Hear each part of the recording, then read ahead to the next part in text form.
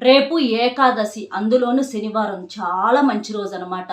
కాబట్టి రేపు ఇంట్లో ఆడవాళ్ళు పొరపాటునైనా సరే ఈ కూరను వండినా, ఒకవేళ తిన్నా కూడా మీకు జన్మ జన్మల దరిద్రం అనేది పట్టి పీడిస్తుందనమాట. చాలా రకాల సమస్యలు, నిందలు వచ్చి పడేటటువంటి అవకాశం అనేది ఉంటుంది. కాబట్టి ఆ కూరగాయలని అవాయిడ్ చేసేసి ఈ కూరగాయని వండుకోండి. అది ఏంటి అనేది మన ఛానల్ పేరు కింద వీడియో లింక్ ఇస్తున్నాను, అందులో క్లియర్గా చెప్పాను. లింక్ ఓపెన్ చేయడం కుదరకపోతే స్మార్ట్ టొమాటాక్స్ ఛానల్లో వీడియోస్లోకి వెళ్ళి చూడండి, అందులో క్లియర్గా చెప్పాను. అస్సలు మిస్ అవ్వద్దు. ఎందుకు అనంటే కొన్ని తిథుల్లో కొన్ని రోజుల్లో ఒక్కొక్క కూరగాయని వండుకోవాలి, ఒక్కొక్క దాన్ని వండుకోకూడదని కొన్ని ఉంటాయి అన్నమాట.